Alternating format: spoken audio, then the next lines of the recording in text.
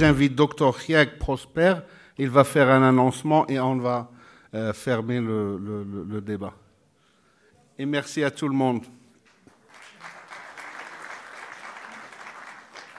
Et je voudrais m'acquitter d'un devoir, c'est de remercier les organisateurs d'Officine Expo qui m'invitent pour, je crois, la 6e fois ici, mais pour la première fois comme vice-président de la Fédération internationale pharmaceutique.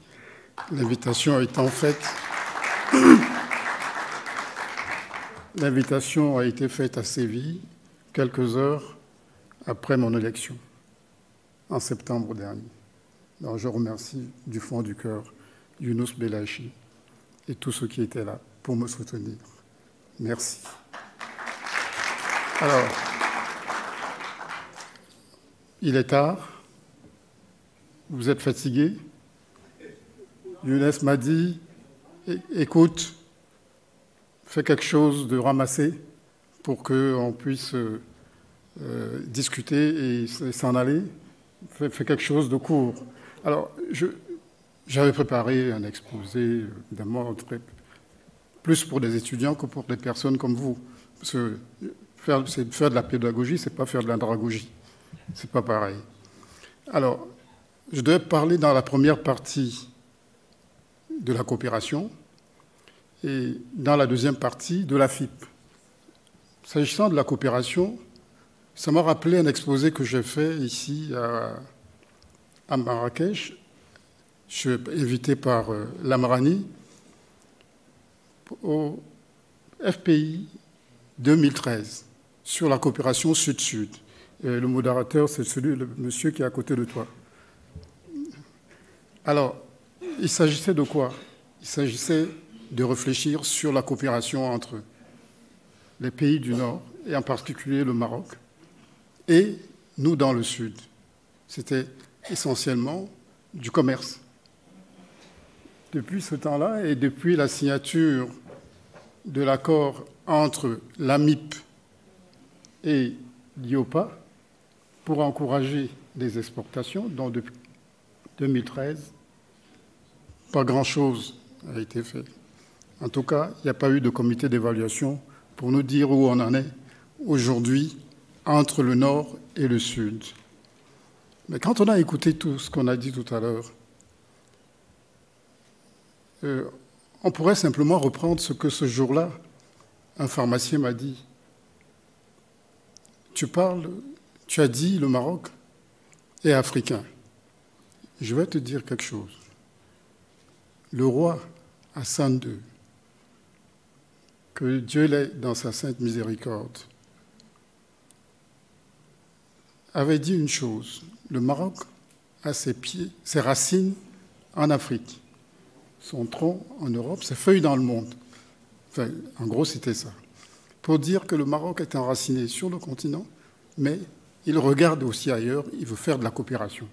C'est bien cela, l'Amrani. Voilà. Alors, je continue donc en disant que parler de coopération, je prendrai simplement 2 ou 3 axes.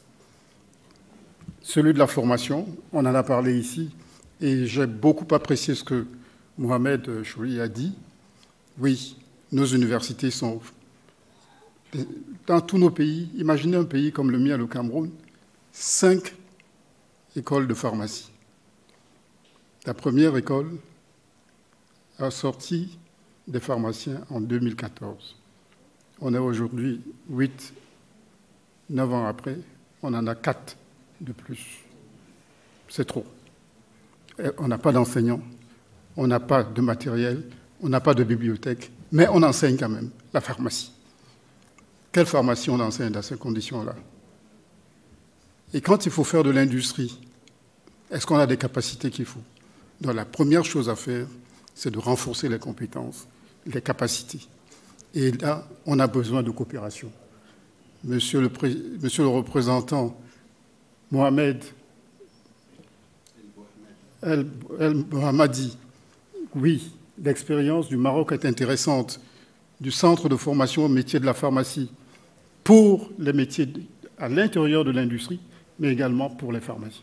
Mais il faut savoir que, Au niveau de la Fédération internationale pharmaceutique, une réflexion a été menée sur la formation des pharmaciens en Afrique. Pendant 10 ans, accompagnée par l'UNESCO, la FIP a travaillé en Afrique de l'Est et certains pays d'Afrique de l'Ouest sur le rapprochement entre les universités, identifier les insuffisances, les corriger. Et il y a eu un rapport qui a été fait là-dessus, qui est disponible sur le net, qui est sur le site de la FIP. Il est aujourd'hui question d'étendre cette réflexion vers les autres pays, vers des pays francophones, vers des pays hispaniques et lusophones. C'est la deuxième partie qui passe par la création d'une association de School of Pharmacy qui va continuer le travail qui a été commencé il y a une dizaine d'années en Afrique de l'Est. Et c'est une occasion à saisir. Et c'est une des raisons d'adhérer à la FIP, ce qui était la deuxième partie de mon propos. La deuxième chose à laquelle je pense, c'est la régulation. Et nous avons aujourd'hui la chance d'avoir l'AMA qui a été créé pour aller vers l'harmonisation des systèmes de régulation dans tous nos pays. Faire homologuer un produit au Cameroun n'est pas la même chose qu'au Sénégal, n'est pas la même chose qu'au Mali, si on reste dans des pays francophones. Le temps mis pour obtenir une homologation, personne ne peut le prévoir. Ça veut dire qu'il y a des problèmes de compétences, il y a des problèmes de gouvernance. Ça aussi, c'est quelque chose sur laquelle il faut travailler. Mais comment peut-on aller vers l'industrie avec tout cela comme gap? Nous devons d'abord, et à mon avis c'est essentiel, les universités, les ordres professionnels, réfléchir sur ce qu'il y a à faire pour avoir les compétences qu'il faut, pour avoir dans le système de régulation des compétences, mais également les capacités qu'il faut dans nos administrations pour avoir des personnes capables d'analyser les dossiers, mais également capables de faire prendre des bonnes décisions à nos gouvernements. Enfin, il y a une donnée qui, pour moi, est fondamentale, c'est que le médicament a un coût. Lorsqu'on l'aura fabriqué à Douala, à Bamako, à Abidjan, il faudrait sortir des francs CFA pour le payer. On le sort de sa poche, de son le pocket money, de son épargne pour acheter un médicament pour la santé. Savez-vous que dans un pays comme le mien, celui d'où je viens, le Cameroun, 80% des dépenses de ménage sont consacrées à la santé. Et dans les 80%, près de 40% sont consacrés aux médicaments. C'est trop. Il faut arriver à un système qui permette d'aller à la pharmacie, prendre son médicament, s'en sortir de l'argent. Et la pharmacie se fait payer par un système, c'est ce qu'on appelle la sécurité sociale, c'est ce qu'on appelle chez vous l'assurance maladie obligatoire, dans d'autres pays l'assurance maladie universelle, la couverture sanitaire universelle. Et si on n'intègre pas ça, on a raté, on a encore raté. Maintenant, qu'est-ce que peut faire la FIP? Qu'est-ce qu'on peut faire avec la FIP?